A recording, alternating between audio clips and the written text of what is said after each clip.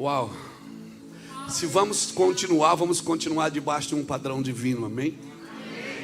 Não dá para continuar de qualquer jeito, não dá para continuar do nosso jeito. E às vezes, continuar eu tenho que recuar para poder entender o que é continuar. Uma flecha, quanto mais eu puxo ela para trás, mais pressão ela pega para alcançar o seu lugar. Então, às vezes, o recuar também faz parte da continuidade. Amém? Se esvaziar faz parte da continuidade. Se alegrar faz parte da continuidade. Louvado seja o nome do Senhor. Eu já tive a oportunidade de uma manhã fazer um velório de um irmão da igreja que o Senhor recolheu. E no mesmo dia celebrar um casamento à noite. Então de manhã eu estava chorando com a família e dizendo: ó, que dia terrível, que dia triste. E de noite eu estava lá: meu Deus, que dia abençoado. Quem estava nos dois ambientes fica sem entender. Como que você pode chorar de manhã, né? Dizer que aquele dia é terrível, e de noite você dizer que aquele dia é abençoado. Mas o Senhor falou isso para a gente. Ele diz: chora com os que choram, se alegra com os que se alegram. Se está alguém doente, chame o presbítero e ore. Se está alguém alegre, cante louvores. Nós precisamos entender o que Deus quer. Um dia Jesus ministrando em Jerusalém, ele disse: olha, eu comparo essa geração como meninos sentados nas praças, que eu toquei flauta e não dançaste, e eu chorei, clamei e não choraste. Jesus estava dizendo o seguinte: essa geração ela estava desincronizada, não tinha sincronismo com o céu, porque na hora de cantar eles estavam chorando, e na hora de chorar eles estavam cantando. Nós precisamos entender que nossa alma é assim. Tem dia que você chora, tem dia que você ri, mas nós não somos movidos pela alma. A alma não sente, a alma sabe. A alma sente, o espírito não, o espírito sabe. O espírito vive de convicções. Eu tenho uma convicção, então chorando ou rindo, a convicção não muda. Amém, irmãos? E eu quero continuar a falar de continuidade. Eu fico pensando quando o Senhor enviou os seus discípulos, Ele não enviou como lobos, Ele enviou como ovelha no meio de lobos. Então Ele não enviou como predadores, Ele enviou como presas. A igreja nasceu para viver nesse lugar.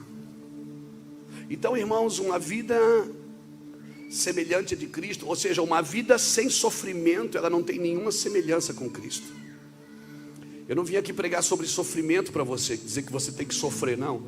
Eu vim dizer para você que uma vida sem sofrimento, sem passar por alguns estágios, você não tem nenhuma semelhança com Cristo. Então a continuidade, ela vai pegar alguns caminhos que são caminhos de dores, né? São caminhos de dificuldades. E são esses caminhos que aperfeiçoam a gente para o dia bom. A Bíblia diz que no dia mau, Eclesiastes capítulo 12, lembra-te do teu Criador antes que venha o dia mau. Então, continuar na igreja não é continuar sem sentimento, mas é entendendo cada estágio de cada sentimento que eu vou ter que passar. Não é? Então, alguém já disse isso, que a gente envelhece cedo demais e amadurece tarde demais. Quem aqui já falou assim: puxa, eu queria ter menos idade e ter a cabeça que eu tenho hoje? Quem já falou isso? Claro, é evidente que todos já pensaram assim, mas não tem como, porque o caminho com Cristo, ela vai tornar você maduro ou vai tornar você duro, ou torna você alguém flexível, com mais compaixão, com mais amor, com mais misericórdia. Então não tem como viver uma vida de esperança sem passar por tribulação. Romanos capítulo 5, versículo 3, que diz: nós nos gloriamos na tribulação, sabendo que a tribulação produz a perseverança produz a experiência produz a esperança, e a esperança não traz confusão, porque o amor de Deus está derramado em nossos corações pelo Espírito Santo. Romanos capítulo 5, do versículo 3 em diante. Então não tem como você criar perseverança sem tribulação. A tribulação é que vai nos aperfeiçoar para o dia para continuar. Amém? Perseverar é você continuar mesmo depois, quando você não tem mais razão nenhuma para continuar. Quando você não tiver mais razão nenhuma para continuar, nem força nenhuma, nem recurso nenhum, então aí a perseverança vai fazer sentido. É que nem coragem. Coragem é você fazer o que você tem medo de fazer. Amém. Então não tem como viver uma situação. Por isso que Deus não podia tirar o povo do Egito e levar direto para a terra prometida. Eles tinham que tinha que passar pelo deserto. Lembra-te, Deuteronômio capítulo 8, versículo 3 em diante, o Senhor diz: lembra-te de todo o caminho que eu te fiz passar pelo deserto esses 40 anos, para te humilhar, para te deixar ter fome, para te dar um maná que tu ainda não conhecias, e para deixar claro para ti que nem só de pão vive o homem, mas de toda palavra que sai da boca de Deus. Então é necessário, se você quer comer um maná que você ainda não conhece, você vai ter que parar de comer o que você está comendo.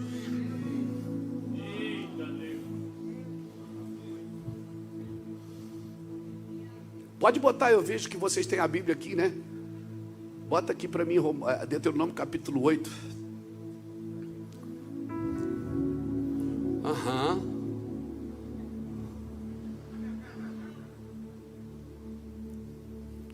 Todos os mandamentos que hoje vos ordeno, guardareis para cumprir, para que vivais e vos multipliqueis e entreis e possuís a terra que o Senhor jurou aos vossos pais.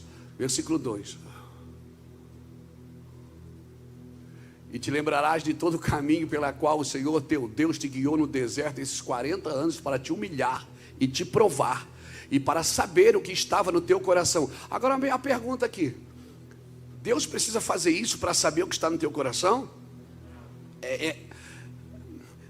Ele não precisa fazer nada para saber o que está no teu coração. Ele já sabe o que está. É você que precisa saber o que está no teu coração.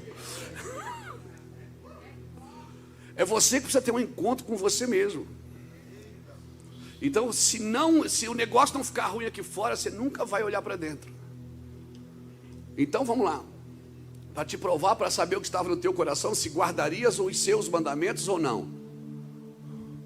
Ele te humilhou e te deixou ter fome, e te sustentou com maná que tu não conheceste, nem teus pais o conheceram, para te dar a entender que o homem não viverá só de pão, mas de tudo o que sai da boca do Senhor viverá o homem. Cara, eu aconselho você a ler Deuteronômio capítulo 8, é fantástico.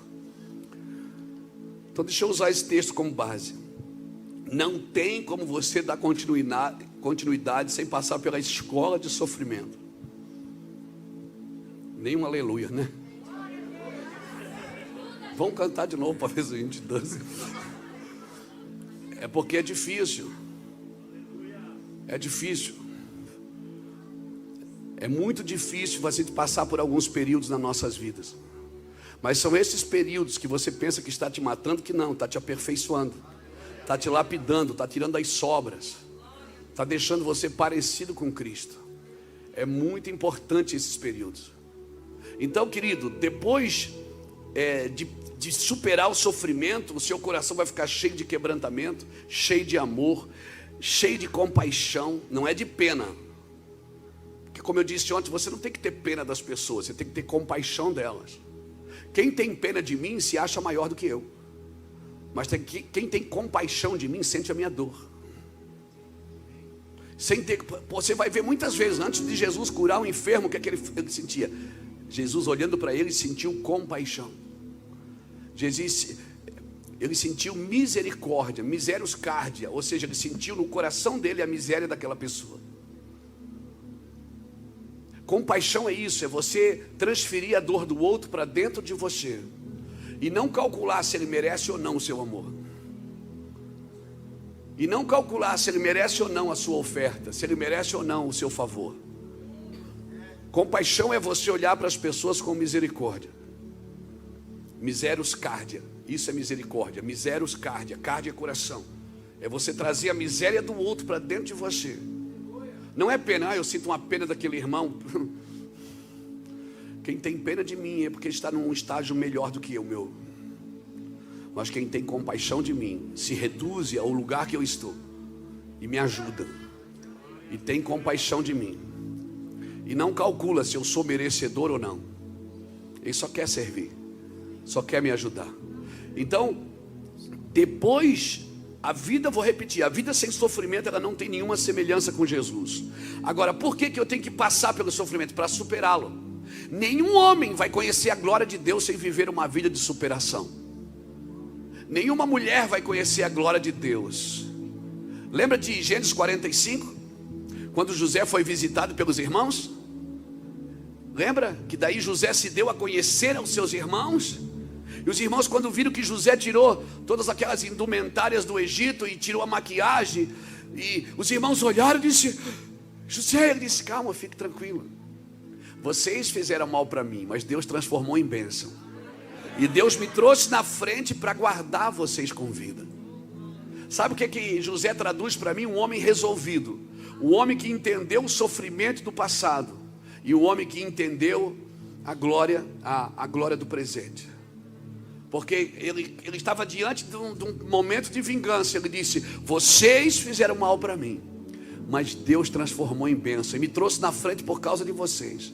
José estava dizendo o seguinte: fique tranquilo, não vou maltratar vocês. Eu entendi porque eu tive que sofrer. Era por causa de vocês. E hoje Deus me pôs por pai de Faraó. Até Faraó precisa de pai. Deus me pôs sobre governador de toda a terra do Egito e sobre pai de Faraó. José, para mim, ele é a figura, um personagem bíblico que tem assim uma característica de alguém resolvido. Porque ele entendeu o sofrimento do passado, ele entendeu a glória do presente, que ele disse: vocês fizeram mal, mas Deus transformou em bênção. Pronto, ele tinha o passado resolvido, o presente dele estava fazendo sentido, né? E o futuro garantido. Por quê? Porque quando ele está morrendo, se você ler Gênesis capítulo 50, você vai ver José chamando seus irmãos e dizendo assim: eu vou morrer, mas Deus certamente visitará vocês. E quando Deus me visitar vocês, não deixa meu corpo aqui não, leve eu junto com vocês. E por 300 anos aquele caixão de ossos ficou lá no Egito, gritando: Deus vos visitará, Deus vos visitará. Sabe o que José disse? Eu vou morrer, mas a obra não para em mim. A obra não para em mim, ela vai continuar. Você está me entendendo? Você está me entendendo? José tem um momento de se vingar dos irmãos. Ele vai lá na origem, ele entende o que Deus fez. Se você não voltar em Deus, seu sentimento vai ser de vingança, de ciúme, de inveja. Você vai se sentir sempre o injustiçado, o mal amado, o carente. Mas você tem sempre que voltar em Deus. Ah, pastor, o senhor fala isso porque você não conhece o meu passado. Minha mãe me deu para uma família. Eu sou fruto de um estupro. Minha mãe foi estuprada e eu nasci. Minha mãe me rejeita desde o ventre. Minha mãe tentou me abortar várias vezes. Eu sou alguém sofrido. E meu irmão, eu não sei onde é que você foi sofrido. Eu não sei onde é que você foi rejeitado, mas eu sei onde é que você foi eleito. Porque não é o teu passado que aponta para o teu futuro. Efésios 1,4 diz que ele me elegeu nele antes da fundação do mundo, para que fôssemos santos e irrepreensíveis diante dele em amor. Minha mãe pode ter rejeitado, eu posso ter nascido numa família miserável, não tem problema. Porque a minha vida não começou no ventre da minha mãe. Por isso que quando eu morrer, eu não volto para o ventre da minha mãe, eu volto para a minha origem, para onde eu vim. De onde eu vim. O que é da terra vai para a terra, o que é de Deus volta para Deus. Então quando você quiser avançar, você não tem que voltar ao passado. Você volta no passado só para resolver. Na realidade você não volta. É o Espírito Santo que pega o seu passado e joga na tua frente para você resolver. Você não tem que voltar lá para resolver. Ele pega o teu passado aqui e diz: está aqui o meu passado. Ele joga lá na frente e diz: está lá, agora vai lá e resolve. Porque é para frente, irmão. Caminhando eu vou para Canaã. Quem quer voltar para o Egito. Tem saudade da zoeira, tem saudade da bagunça, tem saudade da confusão. Por isso que a sua alma, sempre quando ela quer resolver algo, ela quer que você volte lá para dizer para você e provar para você que você é assim porque alguém te feriu, alguém te machucou, alguém te fez mal. Você tem que ter pena de você. E o Espírito não. O Espírito pega toda aquela dor, joga na tua frente e diz: filho, é nós agora. É nós. O Espírito olha para você e diz: é nós. Você não está sozinho, nós vamos resolver junto isso. O que aconteceu tinha que acontecer para me tornar o que eu me tornei. Entenda isso, o que aconteceu tinha que acontecer para me tornar o que eu me tornei.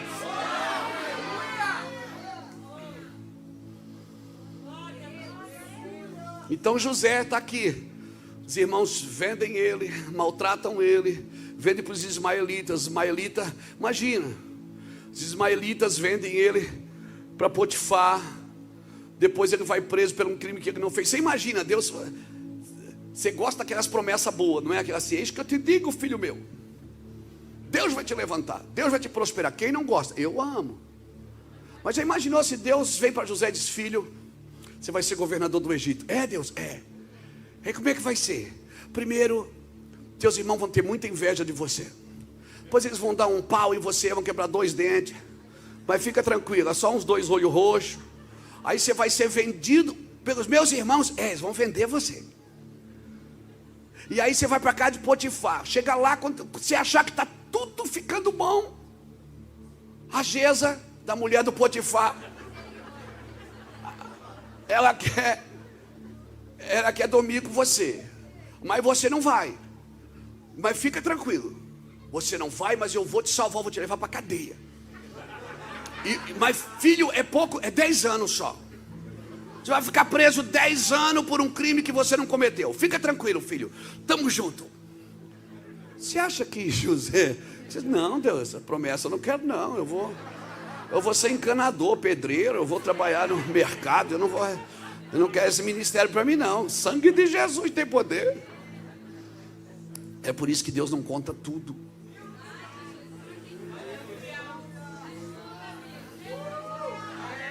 Por isso que as coisas, Deuteronômio 29, as coisas encobertas pertencem ao Senhor, porém as reveladas é para nós e para nossos filhos para sempre, para que aprendamos a guardar os decretos do Senhor. Deus não conta tudo, Emerson, Ele vai contando devagarzinho. Por isso, quando você pensa que está subindo um monte, começa o vale, chega de Deus. Aí você sobe um monte de novo, ele vem o vale. Eita, glória a Deus, aleluia. Porque sem o vale, se só tem monte, meu irmão, você não cria uma dose de humildade na sua vida. Você precisa ser afligido pelo vale para aprender a valorizar o que Deus te deu. É necessária a ofensa, é necessária a tribulação, é necessária a perda. Mas deixa eu falar do Zé. Aí o Zé está lá. Agora os irmãos vêm e dizem assim: José, ele se apresenta aos irmãos e diz: fique tranquilo, vocês fizeram mal para mim, mas Deus transformou em bênção e me trouxe na frente para guardar vocês com vida. Já teve 2 anos de fé, já teve 3 anos de fome, ainda faltam 4, e nós estamos juntos. Quando José está morrendo, no final da sua vida, ele chama os irmãos, chama a família, os que estavam vivos ainda, e disse: olha, eu vou morrer, mas Deus vai visitar vocês. Tem uma promessa no ar. E quando Deus visitar vocês, não deixe eu aqui não, leve eu junto. Leva eu junto. E aí, 300 anos depois, Deus fala para Moisés no Horebe: vai lá e buscar meu povo. E aí ele vai lá buscar o povo. Todo mundo sai do Egito com prata e ouro, menos um homem. Todo mundo sai cheio de prata, de ouro, mas um homem sai sem prata e sem ouro, porque ele sai grudado no caixão de José. Ele pega o caixão de José e leva o caixão junto. Ele está grudado na profecia que diz: Deus vos visitará e vos tirará daqui. Quando ele chega aqui, quando eles chegam na beira do Sinai, eles vão fazer um bezerro de ouro. Todos ajudam a fazer o bezerro de ouro, menos um que não está ali, está lá no monte, conversando com Deus. Porque quando você gruda na profecia, o seu padrão de continuidade é o padrão de Deus. Você está me entendendo? Enquanto o povo está lá adorando um bezerro lá embaixo, Moisés está conversando com Deus lá em cima. E Deus diz assim: ó, Moisés, vai lá que o teu povo desviou. E Moisés: não, o povo não é meu, não, o povo é assim. Porque quando o povo está desviado, ninguém quer o povo, né? Deus: não, o povo é teu. Moisés: o teu povo. Deus diz: o teu povo, Moisés. Moisés: não, o povo é teu, não, pega para ti, é teu. E o povo estava adorando um bezerro. Só que o povo não pediu um bezerro. O povo não disse assim: ó, Arão, dá um bezerro de ouro para a gente. Não, o povo disse: dá um Deus para a gente. E Arão fez o bezerro. E o povo adorou o bezerro porque Arão deu o bezerro. O povo sempre adora o Deus do seu líder. Se o Deus do líder for dinheiro, o povo que está lá vai adorar dinheiro. Se o Deus do líder for a fama, o povo que está lá vai adorar a fama, vai adorar aparecer, irmão. Mas se o Deus do líder for Deus, aleluia, quem está me entendendo aqui, irmão? O povo adora o Deus que você dá para eles. Levante a mão comigo, sacode ela. Viu, você faz o que eu peço.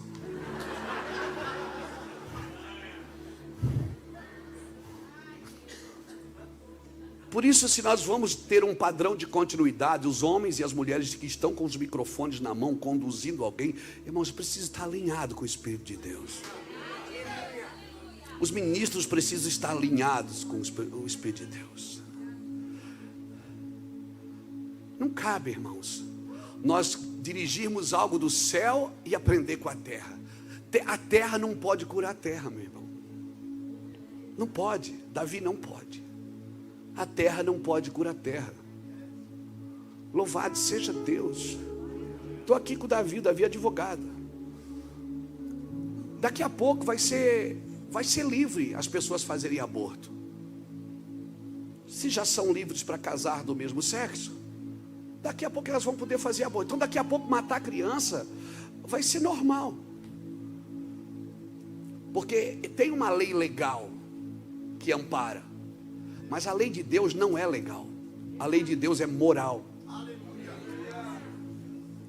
O problema é que quando um pecado recebe uma autorização, uma legalidade para acontecer, Deus não trata mais com as pessoas, Ele trata com a terra. Isso se chama iniquidade. Por isso nós temos que orar pela nossa nação, irmãos. Nós temos que orar, porque quando um princípio de Deus é quebrado, ok, você é quebrado por todo princípio que você quebra. Todo princípio.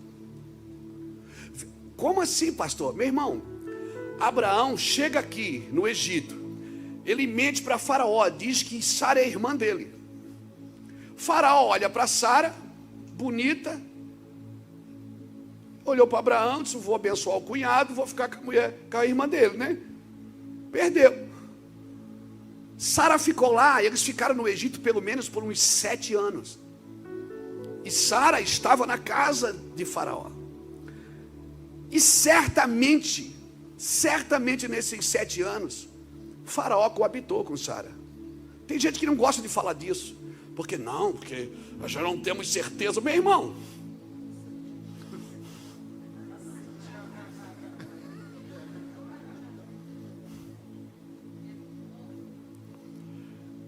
Deus fere Faraó. Faraó chama Abraão e diz: cara, o que você fez? Por que você não falou para mim que ela era... Porque ela era meia irmã mesmo. Ela era prima irmã. Eles eram casados na mesma família, mas eram primos irmãos. Faraó expulsa Abraão do Egito. Abraão traz Agar junto. Entendeu? No capítulo 15 de Gênesis, quando Deus chama Abraão para fazer uma aliança, ele faz aliança. Meu Deus, diz Abraão, em ti serão benditas todas as famílias da terra. Abraão, você vai ser o cara, mas saibas tu que a tua descendência será escrava em terra alheia. Deus está dizendo o seguinte: eu vou te abençoar, eu vou te dar vitória, meu Deus, cara, você vai prosperar, você vai ser o pai de todos, mas ficou a duplicata lá para pagar.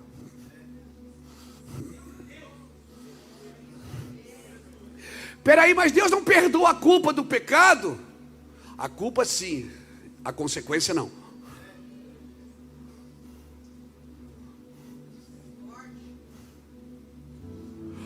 Um casal que tem AIDS, tem uma criança que nasceu com AIDS, a criança tem culpa, mas ela tem a consequência. Então não brinque com a continuidade. Eu não posso ir fazendo baderna e achando que caminhando eu vou para Canaã e Deus vai ajeitando a minha casa, Deus vai me dar vitória, Deus é Deus, eu vivo na graça. Isso é desgraça, não é graça. Porque não, eu não vou pagar. Seus filhos pagarão, seus netos pagarão, seus bisnetos pagarão. Lembra quando Davi foi visitado por Natã e Natã contou uma historinha para ele?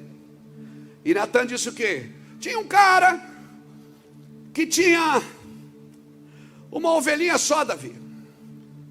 E chegou um viajante e tinha um outro que tinha um rebanho de ovelha. Sabe aquele cara que tinha um rebanho de ovelha? Foi lá e matou aquela ovelhinha só daquele cara que só tinha um. Irmão, Davi quase é possuído. Davi se levanta do trono e diz: esse cara tem que morrer. E tem que devolver 4 vezes mais. Ele deu 2 sentenças: morrer e 4 vezes mais. Natã olhou para ele e disse: esse cara é você. Meu Deus. Ele disse: eu vou morrer. Ele dobrou o joelho e disse: eu vou morrer. Se jogou, eu vou morrer. O Natã disse: não, calma, tu não vais morrer, mas a espada não se apartará da tua casa. Conta, quantos filhos de Davi morreu? Conta. Morreu Aminon, morreu Absalão, morreu Adonias e morreu o filho da Batseba com 7 dias. Com Deus não se brinca. Por isso que nós estávamos rindo no começo. Eu sabia que ele estava anestesiando a gente. Eu sabia que era anestesia aquilo. Pastor, mas Deus perdoa. Perdoa, irmãos. Ele perdoa. Deus é bom em todo o tempo. Mas tem umas consequências, irmãos, que eu preciso cuidar. Por isso eu tenho que pensar antes de fazer, porque eu afeto toda a minha casa. Como que eu vou dar um padrão de continuidade? Como? A Iraci sabe o que eu estou falando. Ano passado eu fui revalidar minha carteira de motorista. Eu fui revalidar. Para você pode ser uma coisa simples, mas para mim não é. Porque eu vivi isso. Eu fui revalidar a carteira de motorista.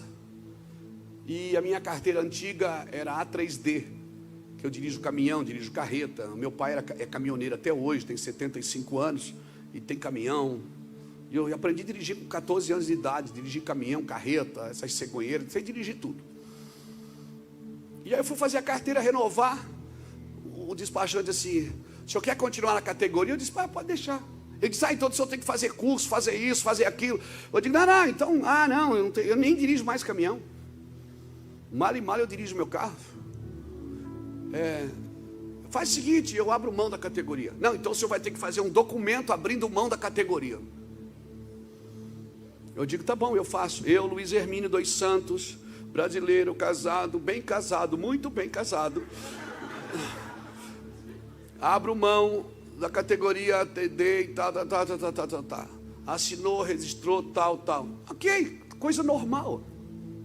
Embarquei no carro, estou vindo para casa. Quem é que senta do meu lado? O filho da irmã Maria, o surfista da Galileia, aquele que anda sobre as águas. Eu senti quando o carro mudou, irmão. Aquela unção pegou dentro do carro, assim. Me pegou. E o Espírito Santo disse assim: você viu o que você fez hoje? Eu disse: não. E eu me lembrei quando eu tinha 13 anos de idade, que numa das viagens de caminhão com o meu pai, eu tive minha primeira experiência sexual, com 13 anos de idade. Isso era o orgulho do meu pai, que é caminhoneiro. Isso ficou na minha alma, e eu esqueci. Eu estava lá, assinando um documento, dizendo que eu abri a mão, e o Espírito Santo começou a dizer: filho, hoje você abriu a mão desse legado. Eu disse: como assim, Senhor? E ele me levou lá atrás, irmãos, ou trouxe aquilo de trás, jogou na minha frente, e eu comecei a ver. Eu parei o carro e comecei a chorar. Aí você disse: você já era crente? Não, eu já era pastor. Foi ano passado. Eu comecei a chorar e disse: Deus, eu abençoo o meu pai, e eu libero o meu pai desse pecado. Senhor, eu abençoo os meus filhos não vivem isso e não viverão isso. Eu sou um remidor geracional, eu quebro aqui agora, e nós vamos dar continuidade corretamente, com santidade, com pureza.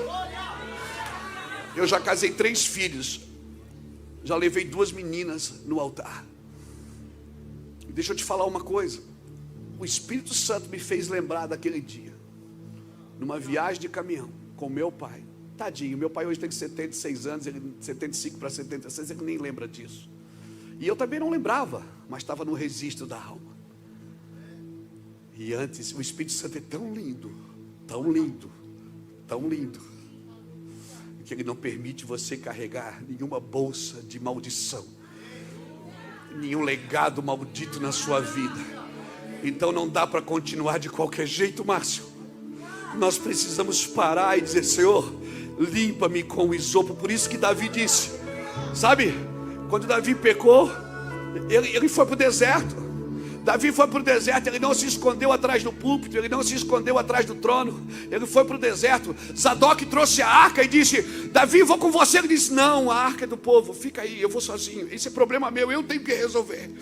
Ele foi, e ele não foi lá para o deserto, ele não pediu: Senhor, me devolve o ministério, Senhor, me devolve o trono, me devolve o cetro. Não, ele só disse: me devolve o coração puro. Me dá um coração puro, cria em mim um coração puro, renova em mim o espírito inabalável, torna a dar-me a alegria da tua salvação e sustenta-me com o espírito voluntário.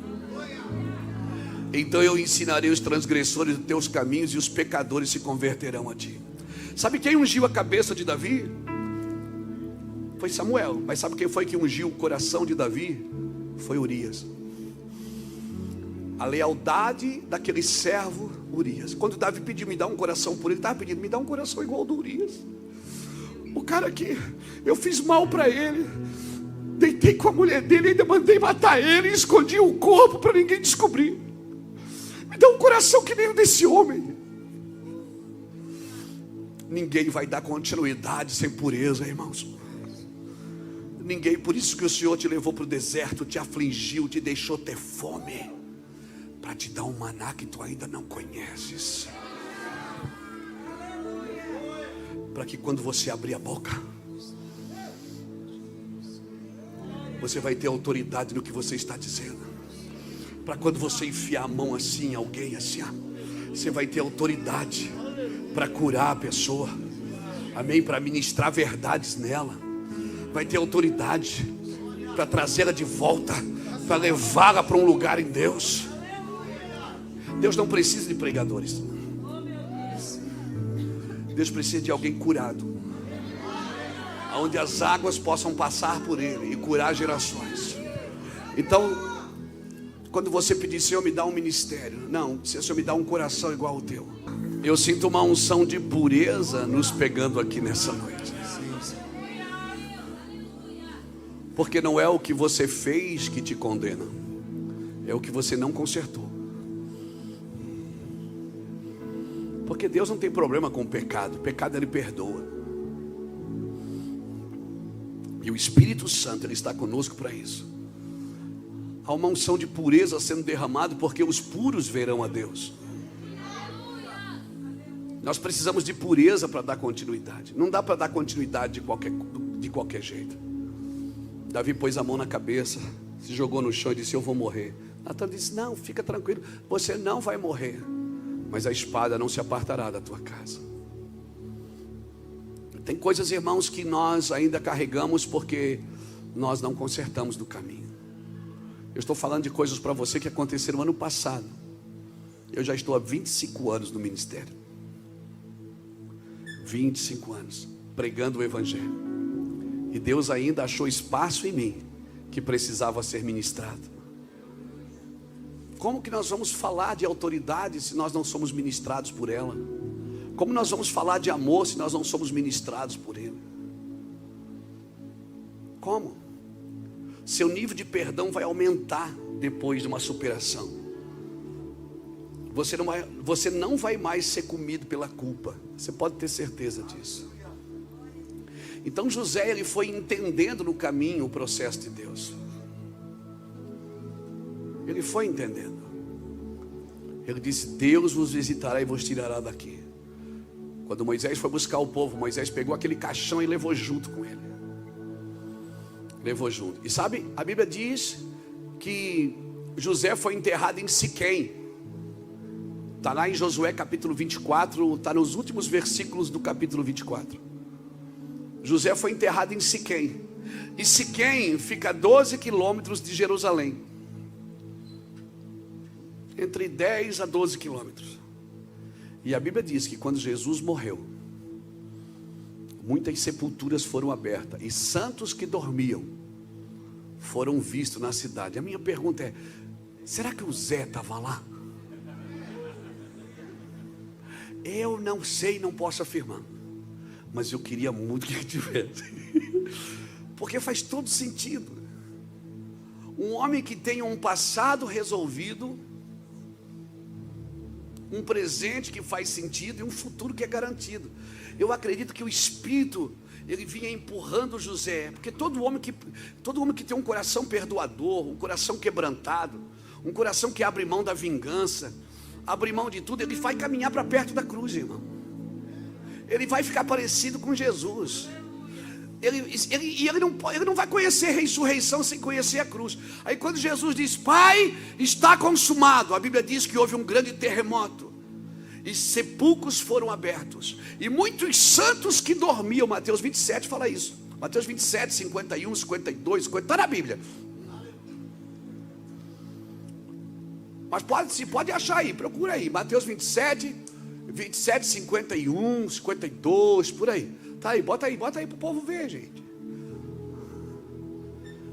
E aí, está aqui: abriram-se os sepulcros e muitos corpos de santos que dormiam foram ressuscitados. Versículo 53. E saindo dos seus sepulcros, depois da ressurreição dele, entraram na cidade santa e apareceram a muitos. Será que o Zé estava aí nessa turma? Mas com que... Ele perdoa todo mundo aqui do passado. Chega aqui, ele libera uma sentença: não me deixa aqui, me leva junto. Eu também quero estar na promessa, eu quero ir junto. Eu quero continuar, eu não vou parar aqui no Egito. Vão me deixar aqui no Egito agora. Não, eu vim aqui, sofri pra caramba. Agora eu quero ir para perto da cruz, me leva para lá. E levaram ele, enterraram ele em Siquém, a terra que Jacó comprou dos filhos de Siquém. Quando Jesus morre, sepulcros são abertos e muitos santos que dormiam foram vistos na cidade. Meu irmão, porque um homem que come de Cristo, um homem que vive com Cristo, uma mulher que anda com Cristo, irmão, ela anda nas esferas. Seu passado é resolvido, seu presente faz sentido, seu futuro é garantido. É como na ceia. Na ceia você está lá com o copinho na mão e o pãozinho, e aí você lê, está escrito assim: todas as vezes que comerdes do pão e beberdes do vinho, presente, lembrarás da morte do Senhor, passado, até que Ele venha, futuro. Porque a aliança com Deus não é só para o culto de domingo. A aliança com Deus, ela limpa toda a sua esfera, passado, presente, futuro. Então não dá para continuar sem consertar, sem vir aqui e passar o pano no quadro, limpar tudo. Eu quero continuar, mas eu preciso continuar com pureza. Eu preciso comer do maná que eu ainda não conheço. Há uma revelação que não dá para entender, porque o homem natural não entende as coisas do Espírito. Existe uma revelação que você não vai aprender numa sala de aula, você não vai aprender com outro homem. Você precisa estar com Cristo, você precisa comer de Cristo. Quem come do pão e bebe do vinho permanece em mim. Se vós permanecerdes em mim, as minhas palavras permanecerem em vós, vocês pedirão o que vocês quiserem e vos será feito. Vocês vão continuar comigo. Você vai andar numa outra esfera, numa esfera sobrenatural. Eliseu, em 2 Reis capítulo 6, Eliseu está com o moço. O exército da Síria cercou Samaria. E o moço diz: Eliseu, nós estamos cercados, vamos morrer. Eliseu diz: calma, menino. Senhor, abre os olhos desse menino para que ele veja que maior é o que está conosco do que aqueles que estão com eles. Então o padrão de continuidade é esse. Ele me reconciliou com ele. Então as feridas são necessárias. A alma precisa ser ferida, o corpo precisa ser ferido. É uma ilusão você achar que o estado natural correto de um homem, de uma pessoa que vive com Deus, vai viver sem ferida.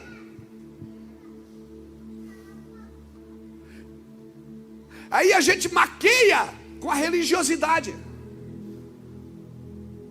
A gente maqueia com a roupa, maqueia com a voz, maqueia com o protótipo de um homem perfeito. Porque a religião, ela não cura, ela maqueia. Judas, quando se arrependeu, ele correu para a religião, para Anás e Caifás. Ninguém pode ajudar você quando você corre para a religião.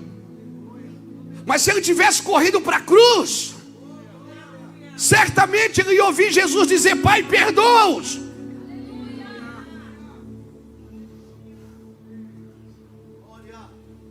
A religião não prepara você para continuar. Quer mostrar você para você mesmo. E quer saber, irmãos, religião não se derruba com oração, é com confronto. Por isso que Jesus chorava com os leprosos, com as prostitutas, chorava com os pecadores e confrontava os sacerdotes no templo. Religião, você tem que confrontá-la.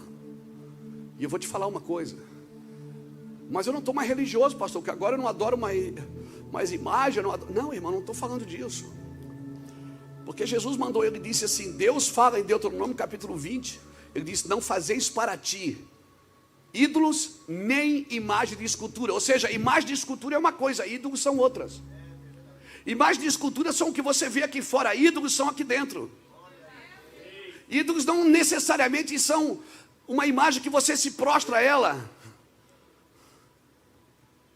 A religião vai deixar você arrogante. Você vai se sentir maior e melhor do que os outros. E esse é o pior orgulho que tem, é o orgulho da santidade. Que você não depende, não consulta mais a Deus para ser puro de coração, para ser limpo das suas mazelas. E não adianta a gente querer usar colete prova de bala para não tomar tiro. Não adianta você querer usar um colete para se proteger do naufrágio, do fracasso, da mágoa.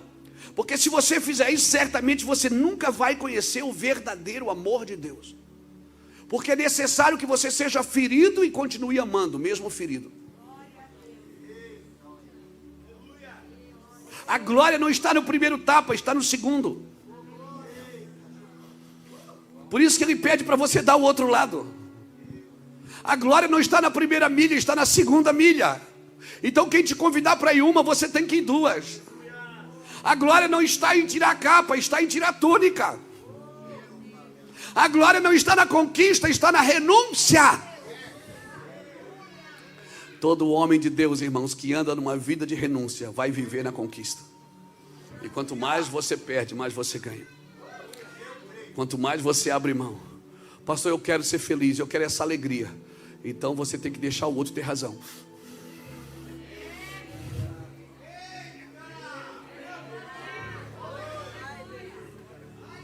Nem sempre você vai ter a razão.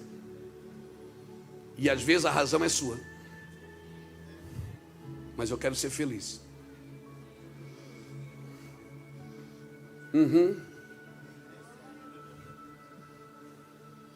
Eu, para ser feliz, por exemplo, eu sempre deixo a Iraci ter razão. Estou brincando.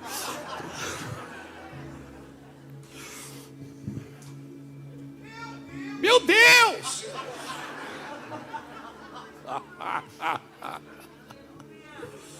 Verdade. Quem vive lutando para defender o seu lugar, o seu pão. Quem não tem, irmão, quem aqui já entregou tudo para Jesus? Então você não tem mais lugar. As pessoas diziam para mim, quando eu comecei a viajar o Brasil e o mundo, às vezes passava 15 dias dentro de um carro no Mato Grosso, onde tem um sol para cada um. Você chega no Mato Grosso e dá um sol para você, só para você. 15 dias na África, dormindo numa rede. E às vezes, um dia eu sentei com o irmão e ele disse assim: pastor, o senhor não tem medo? Eu disse: medo do quê? O senhor está construindo um grande ministério. Eu disse: não sou eu que estou construindo, não, irmão. Ele disse assim: mas o Mevan está se tornando um grande ministério. O senhor não tem medo de alguém um dia assim aproveitar que o senhor não está e tomar o seu lugar? Eu digo: isso nunca vai acontecer. Por quê? Porque eu não tenho lugar. Deus não me deu um ministério para me ficar pendurado. É meu, é tudo meu. É meu, é meu. Quem diz é meu são as crianças, não são os adultos.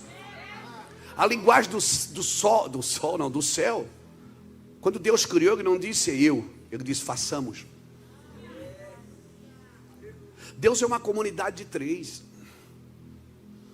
Façamos o homem. A oração que Ele me ensinou é nosso. Pai, nosso. O pão, nosso. O pecado é nosso. É tudo nosso. Porque se um membro do corpo padece, todo o corpo padece. Então por que não ajudamos aquele membro do corpo que pecou? Por que a gente quer cortar ele e colocar uma prótese para continuar funcionando? Porque a gente quer que continue funcionando. Afinal de contas, a gente tem que mostrar para a sociedade uma igreja perfeita. Nós estamos tão preocupados em mostrar para a sociedade uma igreja perfeita que não curamos os nossos doentes dentro dela. E aí quando alguém peca, a gente vai lá e arranca o braço e bota uma prótese. E pasmem, a prótese funciona. Só que ela não está mais ligada na cabeça. Ela não funciona mais pela cabeça. E o corpo de Cristo está cheio de prótese. Tudo funciona politicamente correto. Hora para começar, hora para acabar. Canta 3 músicas ligeirinhas, 2 rapidinhas. Faz a oferta no meio e apresenta um louvor, apresenta um teatro. Está tudo arrumadinho. Deus vai arrancar as próteses tudo, irmão. Escutem, Deus vai devolver os púlpitos para os genuínos. Escutem que eu estou profetizando. Deus vai devolver os púlpitos para os genuínos. Deus vai devolver para pessoas genuínas, que vão consertando as suas mazelas no caminho. Vamos dizer: quem pecou fui eu. Quem jogou a pedra fui eu. Quem é o pior de todos é eu. Ninguém mais vai ficar mostrando medalha. Olha, quantas pessoas você ganhou? Eu ganhei 20. Quanto a tua célula tem quantas? A minha célula ganhou 20, a minha tem 30. E a tua? E quantas pessoas tem na tua igreja? A minha tem 400, a minha tem 500. Não, nós não vamos mais mostrar medalha. Nós vamos abrir a roupa e vamos mostrar as marcas, as cicatrizes, as marcas da dor, as marcas da decepção, as marcas da perseguição. Queremos uma igreja politicamente correta, perfeita. Mostramos uma igreja na televisão que muitas vezes não temos. Queremos que o mundo se encante. O mundo só vai respeitar a igreja se a igreja respeitar a Deus.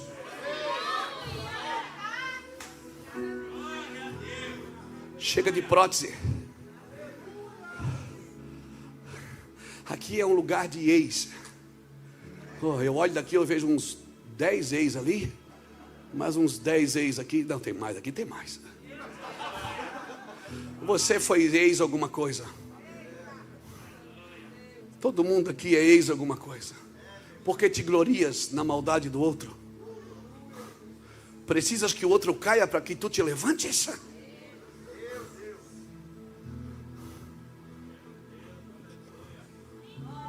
Porque te glorias na maldade, ó homem perverso? Que eu estou profetizando. Porque não paramos e vamos curar os nossos doentes?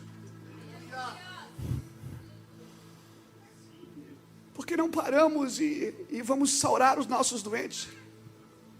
Porque não fizemos como José de Arimateia, vamos diante de Pilatos e diz: eu quero o corpo morto. Mas está morto, mas eu quero, dá para mim. Eu vou lavar ele, eu vou perfumar ele, eu vou envolver ele no lençol de linho, Mas para que você vai fazer? Porque ele vai ressuscitar, ele vai ressuscitar. A igreja brasileira vai ressuscitar, meu irmão, em nome de Jesus, em nome de Jesus. Ela vai ressuscitar. Tem alguém comigo entendendo isso? Levante a sua mão e diga comigo: a igreja brasileira, ela vai ressuscitar. Ela vai ressuscitar. Nós não precisamos. Deus não levou Ezequiel no meio do vale de ossos secos para dizer: eles estão secos. Nós não precisamos de mais ninguém na internet batendo na igreja, dando pau nos pastores, dando pau na igreja. Nós não precisamos de mais ninguém fazendo isso. Como se Deus precisasse disso para ser Deus. Eu acho que Ele não está vendo. O que o Senhor queria que nós fôssemos banhados de misericórdia. O que Deus queria que a gente baixasse as calças e dissesse: Senhor, aplica o remédio em mim. Eu vou tomar o remédio por essa parte aí que está doente. Nós precisamos de alguém no meio do vale de ossos secos dizendo: vivam. Ossos, vivam. Nós não precisamos mais de diagnóstico. Nós já temos. Nós não precisamos mais dizer: está acabada, a igreja não tem mais jeito, ela está desviada. São Paulo, meu Deus, tem uma igreja em cada esquina, mas se juntar tudo. Eu ouço isso direto, irmãos.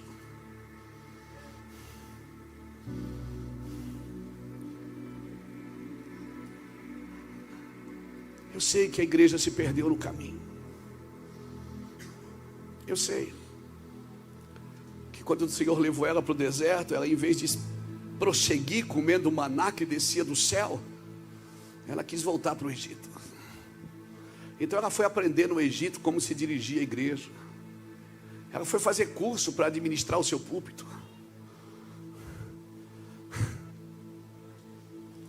A igreja, ela deu uma perdida, irmão, sim. Muitos homens ficaram gananciosos. Só pensam no seu umbigo. Mas esses homens não definem o que é a igreja. Eles não definem, Wagner, o que é a igreja. Deixa eu te falar uma coisa, Elias. Tem 7.000 dos joelhos que não se dobraram. Sai da caverna, não fica aí chorando, churumingando, achando que acabou tudo, porque tem 7.000 que não venderam unção.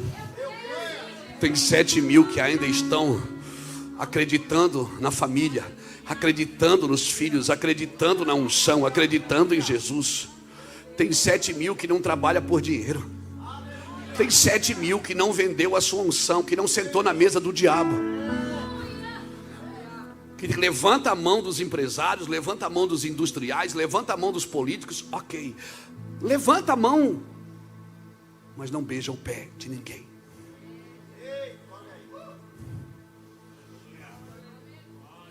O meu trabalho é levantar a mão das pessoas, mas não beijar os seus pés. De ninguém. Eu estou com esperança na igreja, irmão. Se a gente voltar a praticar as primeiras obras, se a gente voltar a fazer o que o Senhor nos chamou a fazer, meu irmão, sem religiosidade, meu irmão, deixa eu dar uma olhada aqui, meu irmão, vai ser forte, meu irmão. Eu acredito nisso, irmãos. Eu tenho andado no Brasil, depois que abriu algumas fronteiras, a gente começou a viajar de novo. Eu tenho visto uma fome que eu nunca vi em 25 anos de ministério. Se joga água, as pessoas pensam que é gasolina. Se traz um evangelho pesado, elas se jogam no chão e começam a adorar a Deus. Tem pessoas sendo curadas trazendo oferta. Quando ela, na hora do dízimo, esse dia eu estava num culto, uma pessoa estava pregando, ela pegou: pastor, o que foi? Fui curada agora aqui, ó. Doideira que está acontecendo. Há uma fome no ar. E essa fome, Reuel, enquanto eu via vocês ministrar aqui hoje, ela vai nascer um novo cântico. Vai nascer uma nova adoração. Vai nascer um novo cântico. Não é para promover cantores, pregadores, ministérios, denominações, não. É um cântico novo. Deus está derramando um cântico novo sobre nós. Agora, se nós queremos continuar, nós temos que ajeitar a rota, ajustar o caminho. Nós precisamos saber quem nos trouxe para o deserto. Amém? E aí eu decido quanto tempo eu quero ficar aqui, 40 dias ou 40 anos. Jesus ficou só 40 dias, porque ele entendeu o que estava fazendo ali. E quando o diabo se apresentou para mostrar uma saída, ele disse: eu não preciso, eu sei o que eu estou fazendo aqui.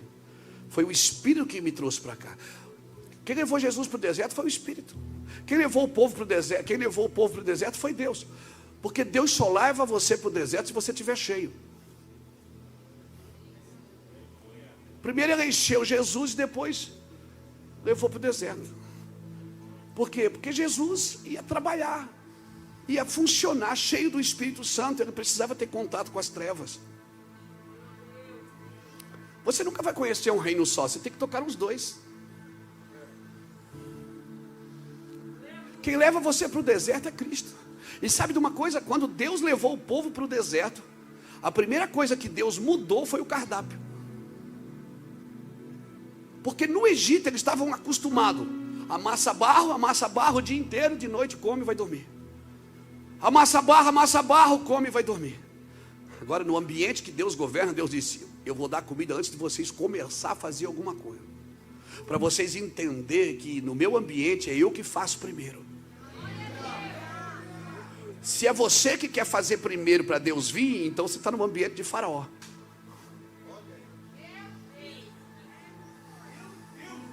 Se você que acha que atrai Deus pelo seu serviço, então você está no ambiente de Faraó. Porque quando Moisés chegou para Faraó e disse: deixa o povo ir para que sirva a Deus, Faraó disse: manda aumentar o serviço desse povo, eles estão muito ociosos. Quem aumenta o serviço para você não adorar é Faraó. Então todo ser humano, escute o que eu vou falar, porque isso é pesado e sério, e a gente está na internet. E eu não estou nem aí.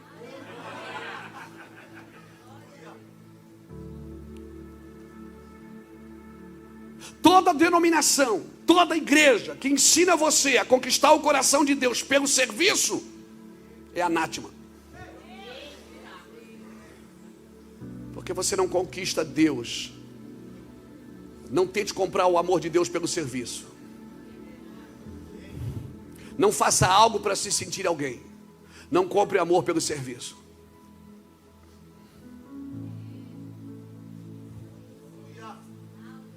Não compre.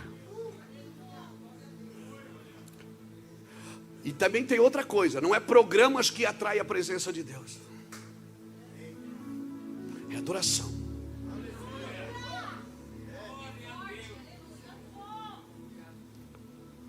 Uma igreja que só vive de programas, ela não cria adoradores, ela cria garotos de programas.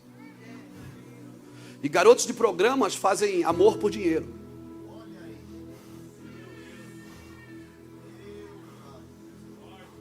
É muito forte. Não é pouco forte, não. E não é porque eu estou falando. Isso são coisas que vão nos curar para a gente prosseguir a caminhar.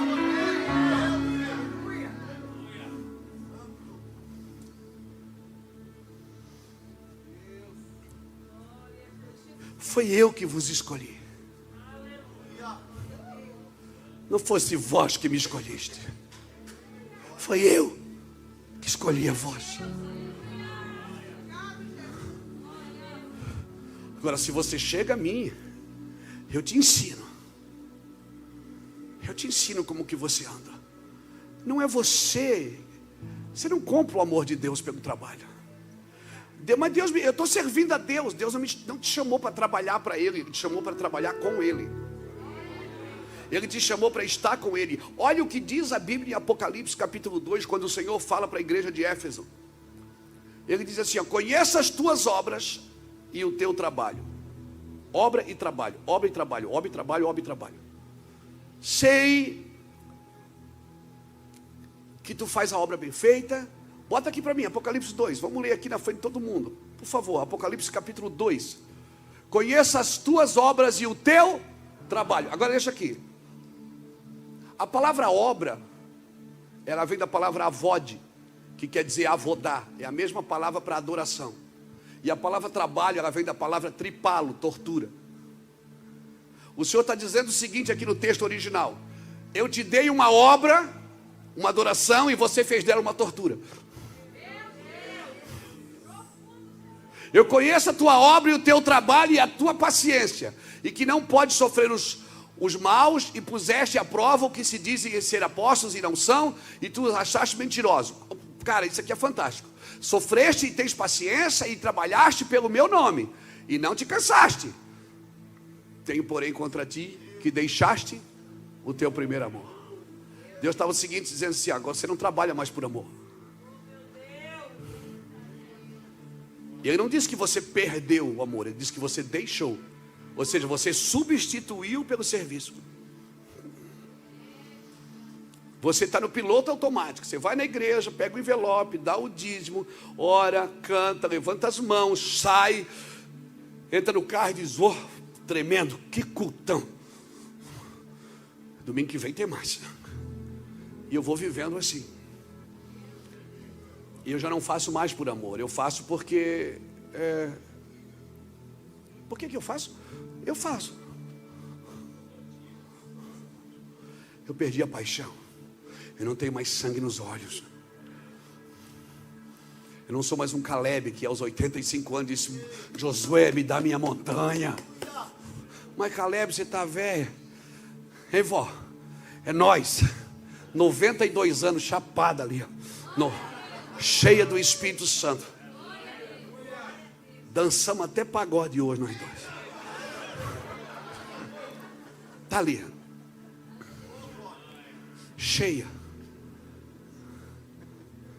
Deixa eu te falar uma coisa, irmãos. Talvez alguns de nós, para continuar, vamos ter que parar o serviço, soltar o microfone, entregar a igreja para alguém, abrir mão do instrumento. Teve um homem, isso aconteceu nos Estados Unidos há alguns anos atrás. Ele fazia louvor numa igreja, um cara muito tremendo, abençoado por Deus. E um dia ele estava fazendo louvor e o Espírito Santo falou assim para ele: você não adora mais eu. Você não me adora mais. Você canta para as pessoas. Você faz culto para elas. Você não está preocupado se eu venho ou não venho. Você está preocupado se as pessoas vêm e te dão o dízimo e as ofertas. Se as pessoas vierem, você faz culto. Se elas não vierem, eu não importo mais para você. E aquele dia ele chamou o pastor dele e disse: pastor, Deus mandou eu parar. Ele entregou o microfone. E por 7 anos ele não subiu no altar para ministrar. Todo mundo começou a cochichar e dizer: meu Deus, o que esse cara, ele está desviado. Ele disse: não, eu não posso. Eu perdi a essência. Um avivamento que não está firmado na nossa força, mas está aperfeiçoando as nossas fraquezas. Um avivamento que não está firmado no nosso orgulho, mas não está nos preparando para viver em humildade. Eu creio nisso. Eu creio nesse avivamento. Tem algumas coisas que estão travadas na nossa vida, e quando nós achamos um lugar de humilhação no coração de Deus, elas começam a acontecer nas nossas vidas. Deus não pode dar poder para homens orgulhosos. Deus não dará condição a homens orgulhosos. Por isso Deus está nos preparando para ter aquilo que é dele. Por isso nós precisamos voltar na origem, consertar as nossas rotas, quebrar o nosso orgulho e continuar. Pai, eu oro por um tempo sobrenatural sobre a igreja brasileira.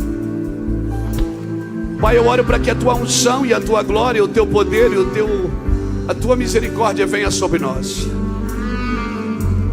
Pai, eu oro para que a tua mão esteja sobre esta casa, que a comunhão e a adoração seja o fundamento desse lugar. Eu oro para que a origem e a continuidade estejam vivas em cada decisão deste ambiente. Eu oro por São Paulo, Deus. Estende a tua mão sobre o estado de São Paulo, Jesus. Estende a tua mão sobre os homens e as mulheres, sobre as igrejas dessa cidade, desse estado, sobre cada ministro, cada pessoa, cada empresário, cada comerciante, cada pessoa que diretamente ou indiretamente contribui para o crescimento deste estado. Eu oro para que teu nome seja glorificado, a Deus, nas nossas ações. Eu sinto uma unção de pureza aqui, irmãos. É como se um rio de Deus estivesse passando por aqui, nos limpando e nos curando. E nos curando e nos curando. Há um rio de Deus passando por aqui. Há um rio de Deus passando por aqui, nos curando e nos limpando. E tudo que você falar, certamente você vai se livrar disso. Se você entregar ao Senhor, você vai ser livre da culpa. Nós declaramos, Senhor, um tempo novo sobre o estado de São Paulo, sobre a cidade de São Paulo, sobre esses jovens, sobre esses adolescentes, sobre esses casamentos, sobre essas famílias. Nós declaramos um tempo novo, Senhor. Um tempo novo, Senhor, um tempo novo. Emerson, e um tempo novo precisa de um templo novo. Eu quero declarar um templo novo para um novo tempo. Amém? Um novo tempo, não só de conferências, mas quero declarar isso sobre a vida desta casa. Amém? Vocês estão entrando, não que vocês não eram humildes, mas agora há um tempo de humilhação do Senhor. Vocês passaram algumas provas de doenças, enfermidades, entendeu? Amém? Vocês passaram algumas provas, inclusive no seu casamento, em relação à enfermidade da sua esposa. Era como se Deus estivesse desligando ela de você e ligando ela em Deus, e depois religando ela em você de novo. É como se Deus estivesse desligando dela e ligando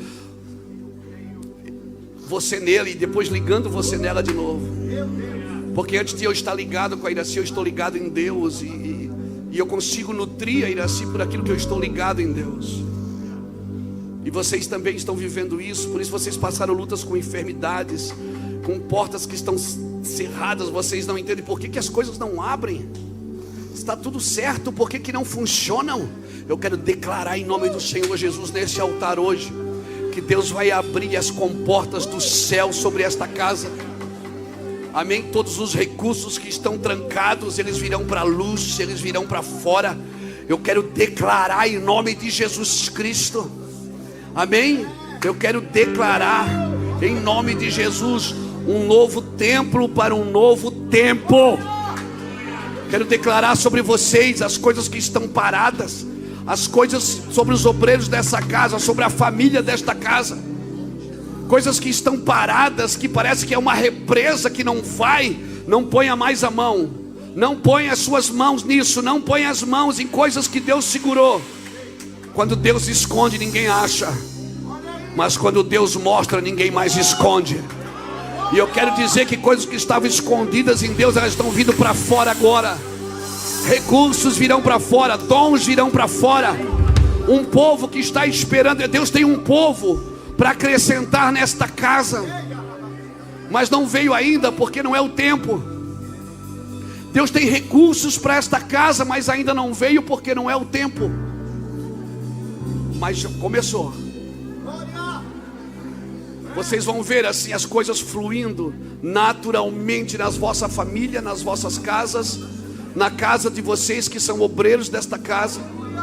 Eu quero declarar isso em nome do Senhor Jesus Cristo.